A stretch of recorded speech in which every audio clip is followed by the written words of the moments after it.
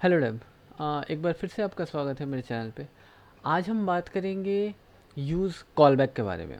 Basically react जो है हर बार अपना अपडेट्स जो है वो कुछ ना कुछ दे रहा है, और इस अपडेट के साथ साथ वो अपने आप को इन्हेंस कर रहा है। बेसिकली अगर मैं बात करूं कि अगर यूज़ कॉलबैक की बात करूं तो यूज़ कॉलबैक जो है एक तरीके से बोला जाए कि उसकी अपनी कुछ ऐसे इश्यूज जो क्रिएट हो रहे हैं, बेसिकली जो इनका लाइब्रेरी जो बना है उस लाइब्रेरी में जो छोटे छोटे इश्यूज आ रहे हैं, उन इश्यूज का ये एक तरीके से सॉल्यूशंस भी है। अब वो सॉल्यूशंस कैसे हैं उसके बारे में बात करेंगे।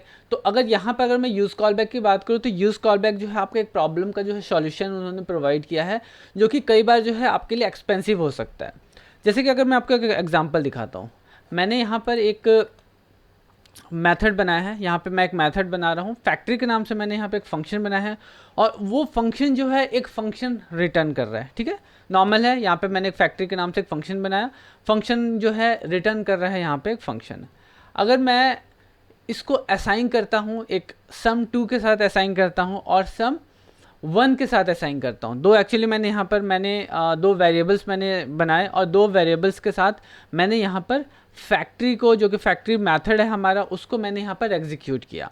तो अभी के केस में क्या है कि यहाँ पर मैंने दोनों को सेम मेथड के साथ जो है यहाँ पे एग्जीक्यूट किया है, और दोनों का वैल्यू जो है यहाँ पर हमने दो वेरिएबल्स में असाइन किया है। अब दोनों में सेम मेथड के साथ सेम वैल्यू जो है यहाँ पर जो है रिटर्न हो रहा है। यहाँ पर जो यहाँ पर फंक्शन जो हमने यहाँ पर रिटर्न किया है वो फंक्शन यहाँ पर रिटर्न हो रहा है। लेकिन कमाल की बात ये है यहाँ पर कि इन दोनों का जो इंस्टेंस है वो डिफरेंट है। ठीक है, अगर हम इसको कंसोल करते हैं सम 1 इक्वल टू सम 2, तो आप यहाँ पर देखेंगे कि ये जो है यहाँ पर फॉल्स आ रहा है। ठीक है, और अगर मैं इसको सम 1 इक्वल टू सम 1 करता हूँ तो यहाँ पर आप यह देखेंगे कि ये ट्रू आ रहा है। इट्स मीन कि सम 1 जो है, सम 1 का जो मेथड का जो ऑब्जेक्ट है यहाँ पर वो ट्रू है। बेसिकली ट्रू इसलिए है क्योंकि हम सेम के साथ कंपेयर कर रहे हैं। लेकिन अगर मैं सम 1 के साथ अगर सम 2 को कंपेयर करता हूँ तो यहाँ पर क्या हो रहा है कि उसका दूसरा एक इंस्टेंस क्रिएट हो रहा है कि हर बार जब आपका यहाँ पे एग्जीक्यूशन हो रहा है तो हर एग्जीक्यूशन के साथ जो है उसका एक नया इंस्टेंस क्रिएट हो रहा है। हर बार एक नया जो है आपका ऑब्जेक्ट, एक्चुअली जो फंक्शन का जो ऑब्जेक्ट है वो यहाँ पर क्रिएट हो रहा है। इट्स मीन कि यहाँ पर ये दोनों चीज़ें जो है सेम नहीं है। इसी चीज़ को हैंडल करने के लिए जो है हमारा यूज़ कॉलबैक मेथड जो है वो नॉट मेथड, ये जो आपका हुक है वो इंट्रोड्यूस हुआ। सिनेरियो ये होता है कि कई बार क्या होता है कि आपके पास एक बहुत लंबा सा एक लिस्ट है। ठीक है, और उस लिस्ट में आप कोई इवेंट जो है वो अटैच कर रहे हैं, और उस इवेंट को जब आप अटैच करते हैं तो हर बार क्या होता है कि आपका जो एक पर्टिकुलर कंपोनेंट होता है वो बार बार री रेंडर हो रहा है। ठीक है, और बार बार री रेंडर होने की वजह से क्या होता है कि वहाँ पर आपका जो आपने उसके अंदर जो इवेंट असाइन किया है, जो इवेंट हैंडलर आपने बनाया है, वो इवेंट जो है हर बार जो है वो नया इंस्टेंस क्रिएट करता है। तो इस तरीके से अगर बात किया जाए कि वो हर बार क्रिएट करता है तो कहीं ना कहीं वो मेमोरी में आपका रहता है, और मेमोरी में रहने का मतलब है कि वो धीरे धीरे उसका लोड जो है वो बढ़ाता है। तो इस चीज़ को हैंडल करने के लिए यहाँ पर यूज़ कॉलबैक हुक जो है वो इंट्रोड्यूस किया गया। तो देखते हैं कि ये चीज़ें जो हैं कैसे एक्चुअल में वर्क की। तो मैं अपर वाला पार्ट जो है उसको मैं कंसोल जो है जो मैंने बनाया था इसको मैं अब कमेंट कर देता हूँ। और मैंने यहाँ पर क्या किया है कि यहाँ पर मैंने एक लिस्ट ले रखा है। ठीक है, लिस्ट बनाया है मैंने, लिस्ट में मैंने एक आईडी दिया है, आईडी के अंदर मैंने एक और लिस्ट मैंने क्रिएट किया है जो कि यहाँ पर हमें यहाँ पे ये जो प्रॉपर सेक्शन जो है वो पॉपुलेट कर रहा है। ठीक है, और मैं पर्टिकुलर किसी चीज़ पे मैं क्लिक करूँगा यहाँ पर, जैसे अगर मैं 2 पे क्लिक करूँगा तो आप यहाँ पे देखेंगे कि यहाँ पे जो नाम है यहाँ पे चेंज हो रहा है, एक्चुअली नेम 2, और उसके सारे लिस्ट जो चेंज हो रहे हैं। ठीक है, यहाँ पर मैं क्लिक करूँगा, 4 पे क्लिक करूँगा तो ये देखिए 4 हो जा रहा है, 1 2 3 4, और यहाँ पर नेमिंग जो है वो भी यहाँ पर चेंज हो रहा है। तो इस तरीके से अगर यहाँ देखें तो मैंने यहाँ पर एक लिस्ट बनाया है। इस एप्लीकेशन को बनाने के लिए यहाँ पे लिस्ट में मैंने एक आईडी इंट्रोड्यूस किया है, आईडी के अंदर जो है एक लॉन्ग लिस्ट मैंने बना रखा है, वो लिस्ट जो है वो नीचे हमारा पॉपुलेट हो रहा है। ठीक है, और तो अब आते हैं हमारा पर्टिकुलर जो मैंने कंपोनेंट बनाया उस कंपोनेंट पे हम बात करते हैं। ठीक है, तो यहाँ पर कंपोनेंट में मैंने एक यूज स्टेट लिया है। यूज स्टेट के अंदर मैंने दो हमारे एक हमारा वेरिएबल और दूसरा जो है हम मेथड जो है हमने यहाँ पर उसको डिस्ट्रैक्ट कर लिया है बेसिकली ठीक है। डिस्ट्रक्ट करने के बाद से जो टर्म जो है बेसिकली टर्म को मैंने यहाँ पर अपने पेरेंट कंपोनेंट में दिया। मैं बताता हूँ पेरेंट कंपोनेंट में भी अभी हम पहुँचेंगे। तो पेरेंट कंपोनेंट को एज ए मैं यहाँ पे प्रॉप्स जो है वो टर्म प्रोवाइड कर रहा हूँ, प्लस जो ये पूरा का पूरा जो लिस्ट है वो भी मैंने पेरेंट कंपोनेंट को यहाँ पर दे दिया है, ठीक है। अब क्या कर रहे हैं यहाँ पर जो है मैं पूरा का पूरा जो लिस्ट है ना उसको आइट्रेट करके यहाँ पर पूरा का पूरा लिस्ट जो है आइट्रेट करके यहाँ पे शो कर रहा हूँ। एक बार मैं इसको कट कर देता हूँ तो आपको ज़्यादा क्लियर होगा। तो यहाँ पर आप देखिए तो वही लिस्ट जो है जो कि लिस्ट हमने यहाँ पे बना रखा है उसको मैं यहाँ पे आइट्रेट कर रहा हूँ। आइट्रेशन जो है उसकी आईडी के बिहाफ पे हो रहा है, जो कि यहाँ पे आईडी जो है name 1, name 2, name 3, name 4, name 5 वो चीज़ जो है यहाँ पर आइट्रेट हो रही है, वो यहाँ पूरा का पूरा लिस्ट जो है यहाँ पर शो हो रहा है, ठीक है। यहाँ के केस में क्या है कि ये वन टाइम जो है एग्जीक्यूट हुआ। आपका जो क्लिक हैंडलर है यहाँ पर जो आपका ये सेक्शन, अगर मैं यहाँ पर ये करूँ, एक मिनट मैं इसको कमेंट कर देता हूँ। और कमेंट करने के बाद से मैं अगर यहाँ पे आपको कंसोल दिखाऊँ,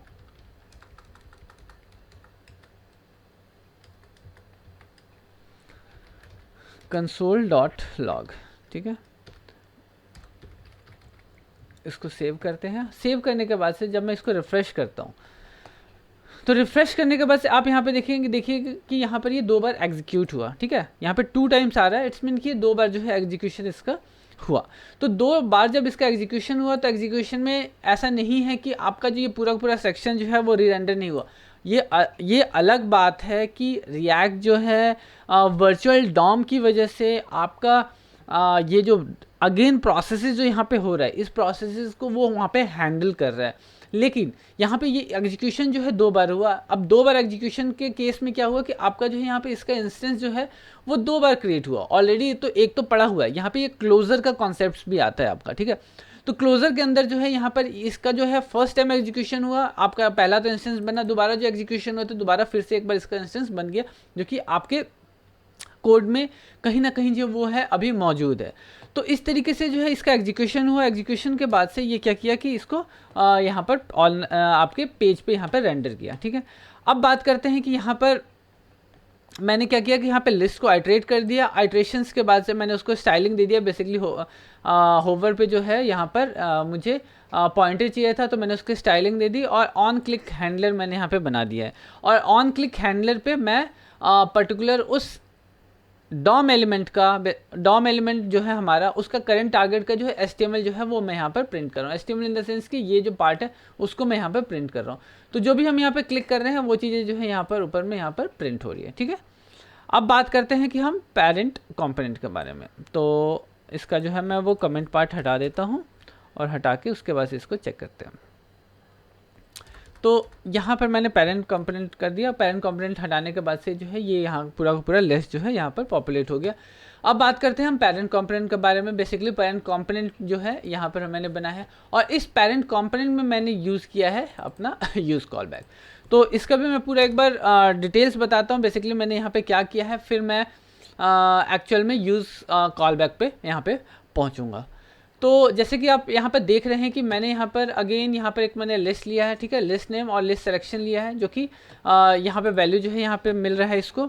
ये लिस्ट जो है वो कहाँ से आ रहा है आपके सेट लिस्ट नेम से। तो सेट लिस्ट नेम में हम यहाँ का जो वैल्यू है यहाँ पर जो वैल्यू सेलेक्ट कर रहे हैं उस आईडी के भी यहाँ पे जो यहाँ पे हमारा लिस्ट जो यहाँ पे पूरा का पूरा मिल रहा है, इस लिस्ट को मैं यहाँ पर इस लिस्ट नेम को मैं यहाँ पे असाइन कर रहा हूँ और वो चीज़ें जो है यहाँ पर पूरा का पूरा आइट्रेट हो रहा है। यहाँ पर नीचे वाले सेक्शन में यहाँ पे आइट्रेट हो रहा है।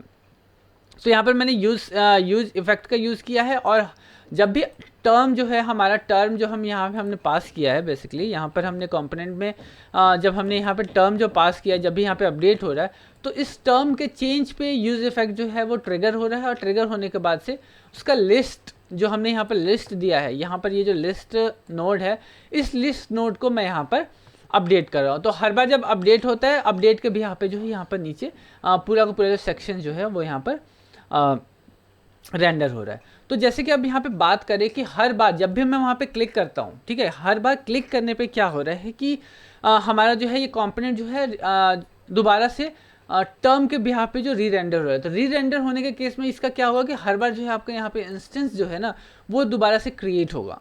तो हर बार जो इसका क्रिएशंस जो है, हर बार जो क्रिएट हो रहा है इंस्टेंस, और ये यहाँ पे तो छोटी सी बात है, यहाँ पे छोटा सा एक लिस्ट है बेसिकली, यहाँ पर मैं पर क्लिक पे मैं यहाँ पर छोटा सा एक लिस्ट जो है यहाँ पे मैं जनरेट कर रहा हूँ। अगर आपका लिस्ट जो है वो थाउजेंड्स में हो, ठीक है, 100 और थाउजेंड्स में हो, तो उस केस में क्या होगा कि ये आइट्रेट होगा, हर बार आइट्रेशंस में क्या होगा कि ये उतनी बार जो है इसका इंस्टेंस जनरेट होगा, और वो हर बार एक एक ऑब्जेक्ट को, एक एक डॉम एलिमेंट को जो कि हमने यहाँ पर इसको ट्रिगर किया है, यहाँ पर अगर मैं बात करूँ तो यहाँ पर ऑन क्लिक पे जो हमने यहाँ पे दिया है इसको, ये हर बार जो है यहाँ पर जनरेट होगा, हर बार जो है यहाँ पर उसका एक नया इंस्टेंस जो है वो बन के वो वेरिएबल जो है वो उसको असाइन होगा।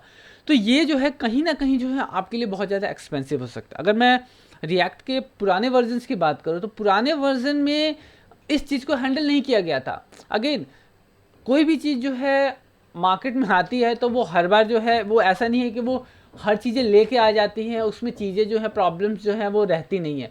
तो छोटे छोटे प्रॉब्लम्स होती हैं, वो प्रॉब्लम जो है फिगर आउट किया जाता है, कंसर्न्स रेज होते हैं, फिर उसका कुछ ना कुछ सॉल्यूशंस जो है मार्केट में आता रहता है। पर्टिकुलर उसको लेके लोग अलग से भी उस चीज़ को डेवलप करते हैं, और बाद में पर्टिकुलर जो फ्रेमवर्क या जो आप लाइब्रेरी यूज़ कर रहे हैं वो भी आपको ये सब धीरे धीरे धीरे करके प्रोवाइड करते हैं। रिएक्ट जो है आज के टाइम में बहुत ज़्यादा ग्रो कर रहा है, बढ़ रहा है, तो इश्यूज़ भी उसी हिसाब से जो है बढ़ रही हैं, रिक्वायरमेंट्स बढ़ रही हैं।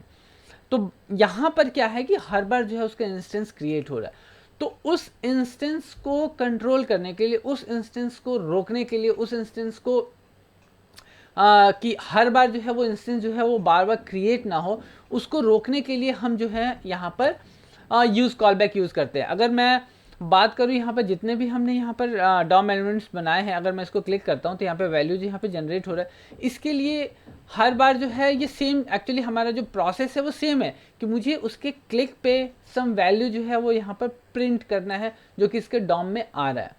तो चीज़ें जो है सेम है सबके लिए, तो मैं हर बार नया इंस्टेंस क्यों बनाऊँ? समझ रहे हैं ना बात इस चीज़ को, कि अगर मुझे 10 लोगों के लिए ऑमलेट बनाना है, ठीक है, तो मैं उन 10 लोगों के लिए जो है मैं एक ही बार क्या करता हूँ कि मैं उसको बनाने की कोशिश करूँ। एक बार मैंने बना दिया, उसके बाद से उनको जो है मैं उनको सर्व करूँ, या बार बार मैं क्या करूँ कि बनाऊँ उनके लिए। इस तरीके, इसको अगर मैं दूसरे तरीके से कहूँ तो अगर मैं सब्जी मुझे बनाना है, तो सब्जी बनाने के लिए मैं हर बंदे के लिए मैं अलग अलग सेम सब्जियां अगर बनानी है तो मैं हर बार क्यों बनाऊं? मैं उनके लिए एक ही बार जो है मैं बना देता हूं और उनको मैं सर्व कर रहा हूं, क्योंकि सेम चीज़ ही तो हमें देना है उन्हें। तो सेम चीज़ यहाँ पर भी है। यहाँ पर भी जो अगर हमारा इंस्टेंस जो है हमें बार बार क्रिएट क्यों करना है, क्योंकि बार बार क्रिएट करेंगे तो वो कहीं ना कहीं जो है आपका टाइम किल करेगा, एक्सपेंसिव होगा, और कहीं ना कहीं जो आपको प्रॉब्लम्स क्रिएट करेगा। तो इस चीज़ को हैंडल करने के लिए यहाँ पर यूज़ कॉलबैक मेथड जो है, यूज़ कॉलबैक हुक जो है वो इंट्रोड्यूस हुआ। तो अगर मैं यूज़ कॉलबैक की बात करूँ तो यूज़ कॉलबैक भी जो है यहाँ पर सेम जैसे कि हम यूज़ इफेक्ट्स वगैरह यूज़ करते हैं, सेम उसी तरीके से इसका भी सिग्नेचर सेम है। तो यहाँ पर आप देखेंगे कि यहाँ पर भी जो है यूज़ कॉलबैक जो है वो दो चीज़ें लेता है, दो पैरामीटर्स लेता है। फर्स्ट लेता है एक कॉलबैक मेथड, ठीक है, कॉलबैक फंक्शन, जो यहाँ पर हमने उसको एक फंक्शन दे रखा है जिसको हमें एक तरीके से जो है स्टोर करके रखना है, और वो हर नए जो इंस्टेंस जो है, एक्चुअली हर नया जो डॉम है जिसको हमें देना है उसको हम यहाँ पे प्रोवाइड कर रहे हैं। और दूसरा जो है उसकी डिपेंडेंसी, कि अगर ये चीज़ ये चेंज होता है तो उसको जो है हम यहाँ पर पर्टिकुलर ये टर्म अगर चेंज हो रहा है, तो टर्म अगर यहाँ पर चेंज हो रहा है तो उस केस में ही सिर्फ जो है मुझे इसको रिफ्रेश करना है, ठीक है। तो इस तरीके से जो है यहाँ पर यूज़ कॉलबैक जो है आपका जो है एक्सपेंसिव वर्क जो है, एक्चुअली जो अगर मैं बोलूँ तो जो हर बार आपका जो नया इंस्टेंस जो यहाँ पे क्रिएट हो रहा है उस इंस्टेंस को कंट्रोल करने के लिए जो है यहाँ पर यूज़ कॉलबैक हुक इंट्रोड्यूस किया गया है। लेकिन एक चीज़ को ध्यान रखें कि आप यूज़ कॉलबैक जो है तभी यूज़ करें जब आपका इंस्टेंस जो है वो बार बार रिपीट हो रहा है, ठीक है। ऐसा नहीं है कि आपने, अगर मैं आपको यहाँ पे दिखाऊं कि अगर मैंने यहाँ पर नॉर्मली यहाँ पे मेरा फर्स्ट एक सिंगल टाइम जो है यहाँ पर ये एग्जीक्यूट हो रहा है, सिंगल टाइम के एग्जीक्यूशन में अगर मैं यहाँ पर भी मैं यूज़ कॉलबैक मेथड जो है मैं यूज़ कर सकता हूँ, ठीक है। जो हमारा हुक है, यूज़ कॉलबैक जो है हुक जो है मैं यहाँ पे यूज़ कर सकता हूँ। लेकिन हर चीज़ का जो है एक तरीका होता है यूज़ करने का। यहाँ पर अगर आप उसको यूज़ करेंगे तो वो कहीं ना कहीं जो है वो आपके लिए सही नहीं है। तो हर चीज़ का जो है एक प्रॉज एंड कॉन्स होता है, और उसका जो है एक बेटर वे जो होता है यूज़ करने का तरीका होता है। तो उस तरीके से आप इसको हैंडल करें। कभी भी आपको जब यूज़ कॉल बैक मैथड को, जब एक्चुअली जो हुक को यूज़ करना हो, तो जब भी आपको उसको यूज़ करना हो तो उस जगह करें जहाँ पर आपका इंस्टेंस जो है वो बार बार रिक्रिएट हो रहा है, हर बार जो है वो नया इंस्टेंस जनरेट हो रहा है, और उस जनरेशन की वजह से आपका जो मेथड है वो बार बार बन रहा है। जैसे कि मैंने ऑलरेडी यहाँ पे एग्जांपल में दिखाया था कि अगर मैं ये सेक्शन जो है यहाँ पे हर बार अगर मैं फैक्ट्री को अगर असाइन करता हूँ यहाँ पे सम में, तो हर बार जो है वो मेरा नया इंस्टेंस जो है वो यहाँ पे जनरेट कर रहा है, और इस नया इंस्टेंस की वजह से कहीं ना कहीं जो है चीज़ें जो है वो फंस सकती हैं। आपका जो एप्लीकेशन है वो कहीं ना कहीं जो है वो हैंग हो सकता है। तो इस तरीके से जो है आप यूज़ कॉल बैक हुक जो है आप यूज़ कर सकते हैं। तो आई होप जो है आपको यहाँ पर जो रियल लाइफ सिनेरियो जो है वो इसका क्लियर हुआ होगा कि इसको आपको कहाँ यूज़ करना है, कहाँ यूज़ नहीं करना है। अगेन मैं इस चीज़ को मेंशन करूँगा कि जब मोर देन मतलब 2 टाइम्स और 3 टाइम्स अगर आपका कोई इंसिडेंट जो है वो बार बार रिपीट हो रहा है, तो उस केस में आप यूज़ कॉल बैक जो है यूज़ करें। Other than that use call back use ना करें। तो उम्मीद करता हूँ कि जानकारी पसंद आई हो और कॉन्सेप्ट जो हो वो क्लियर हुआ हो। कहीं अगर कोई इश्यू आती है, कहीं अगर चीज़ें समझ में नहीं आती है, तो कमेंट ज़रूर करिएगा। मेरी पूरी कोशिश रहेगी कि मैं उसका जवाब जल्द से जल्द दे सकूं। और ये जो मैंने यहाँ पे कोड लिखा है, इसका डिस्क्रिप्शन में मैं लिंक डाल दूँगा। आप अपने प्रैक्टिस के लिए इस कोड पे जाके जो है अपने लर्निंग्स जो है वो कर सकते हैं। तो मिलते हैं फिर अगले कॉन्सेप्ट के साथ, अगले कुछ नई जानकारियों के साथ। तब तक के लिए बाय बाय।